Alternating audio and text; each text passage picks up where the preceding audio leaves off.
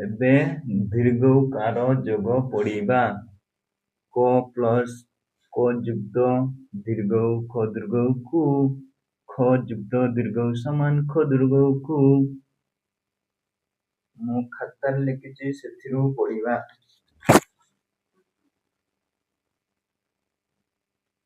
କ ଦୀର୍ଘ ଉ ଖୁ, ଖ ଦୀର୍ଘ ଉ ଖୁ, ଘ ଦୀର୍ଘ ଉ ଘୁ, ଘ ଦୀର୍ଘ ଉ ଘୁ, ଛ ଦୀର୍ଘ ଉ ଛୁ, ଛ ଦୀର୍ଘ ଉ ଛୁ, ଝ ଦୀର୍ଘ ଉ ଝୁ, ଝ ଦୀର୍ଘ ଉ ଝୁ, ଟ ଦୀର୍ଘ ଉ ଟୁ, ଥ ଦୀର୍ଘ ଉ ଟୁ, ଢ ଦୀର୍ଘ ଉ ଢୁ, ଧ ଦୀର୍ଘ ଉ ଢୁ, ନ ଦୀର୍ଘ ଉ ଣୁ, ତ ଦୀର୍ଘ ଉ ତୁ, ଥ ଦୀର୍ଘ ଉ ତୁ, ଦ ଦୀର୍ଘ ଉ ଦୁ, ଧ ଦୀର୍ଘ ଉ ଧୁ, ନ ଦୀର୍ଘ ଉ ନୁ, ପ ଦୀର୍ଘ ଉ ପୁ, ଫ ଦୀର୍ଘ ଉ ପୁ, ବ ଦୀର୍ଘ ଉ ଭୁ, ଭ ଦୀର୍ଘ ଉ ଭୁ, ମ ଦୀର୍ଘ ଉ ମୁ, ଜ ଦୀର୍ଘ ଉ ଜ, ର ଦୀର୍ଘ ଉ ରୁ, ର ଦୀର୍ଘ ଉ ଳୁ, ତାଳବେ ସ ଦୀର୍ଘ ଉ ସୁ, ବଦନେ ସ ଦୀର୍ଘ ଉ ସୁ, ଦନ୍ତେ ସ ଦୀର୍ଘ ଉ ସୁ, ହ ଦୀର୍ଘ ଉ ହୁ, କ୍ୟ ଦୀର୍ଘ ଉ କ୍ୟୁ, ୟ ଦୀର୍ଘ ଉ ୟୁ, ଲ ଦୀର୍ଘ ଉ ଲୁ।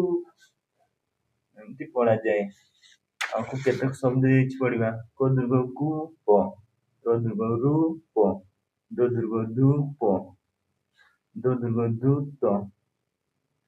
ଏବେ ଏଇଟା ମନେ ରଖିଦେଇଛ ମନେକର। ମୁଖ, ଧୂଳି, ଜୁତ, ପୂଜା ଏମିତି ପଡ଼ିବ।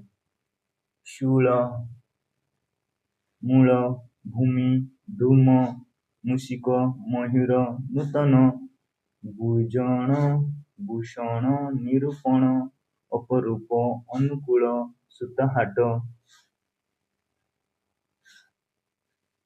ତାପରେ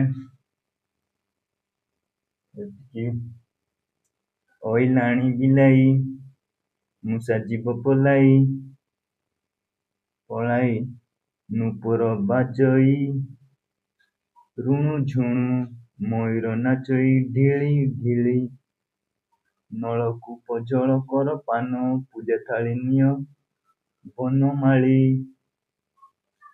ଏଇଟାକୁ ଏବେ ଲେଖିଦିଅ।